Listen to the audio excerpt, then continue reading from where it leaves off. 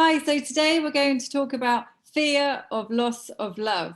So, Amanda, when I say fear of loss of love, what comes up for you? Lots of things, actually. I think one of the things that struck me when I first read this principle that Napoleon Hill had was it wasn't so much about heartache, which is what he kind of talks about, like a romantic love. Yeah. For me, it reminded me that for quite a few years, I feared losing a loved one. Does that make sense? Oh, okay. Yeah. Yeah. So actually not them falling out of love with me or them taking their love away from me, but actually it being stripped from me, so that, from death. And that obviously stems from my past and what's happened to me, and it's kind of bred that fear within me. So that's what came up for me when I first read this. I thought, it's not that fear specifically that I was scared of. It was more about losing a loved one.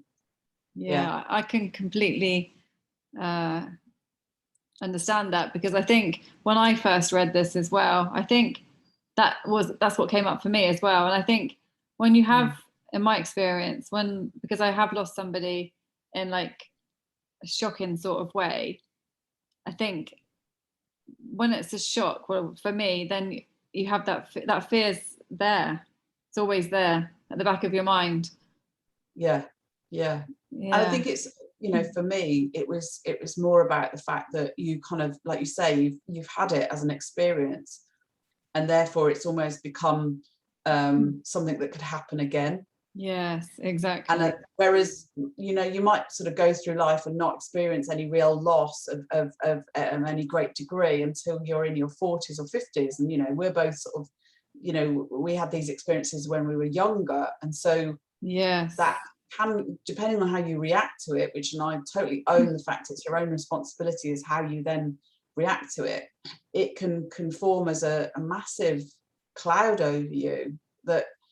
And I know from when I was pregnant, one of the things I was scared of, because my mom had lost a baby, I wasn't scared of losing a baby. I was scared of maybe losing the child, and that's, for me, that was really difficult to get my head around and try and reconcile. That wasn't my story. That's not what's going to happen to me. But in the back of your mind, you're still thinking, well, it's happened to someone else.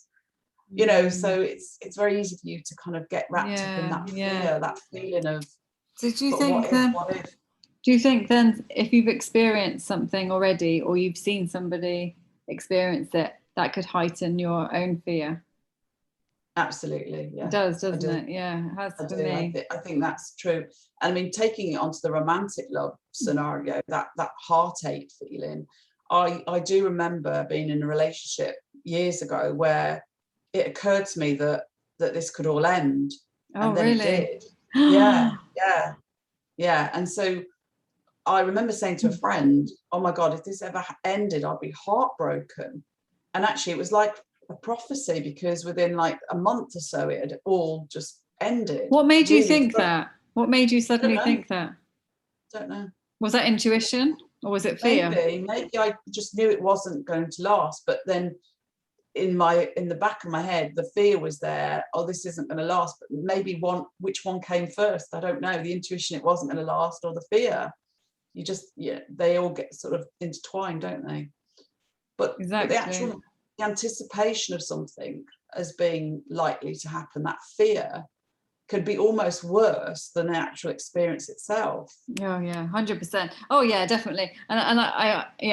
And I've experienced that in so many things. When I get scared of something, or I worry about something, or the fear, and then actually I don't know. It depends. It depends on if we're talking about losing somebody. I don't know. Well, I think I totally get that, and I think there's nothing that can actually prepare you for that. Yeah. But when we're talking about romantic love, if you've been heartbroken, sometimes if you're worried that your relationship is breaking down and it's going to end, often that ending or that parting isn't as bad as you thought it might be, and actually things do have a way of working themselves out. And this one that I'm talking about, that ended really quickly.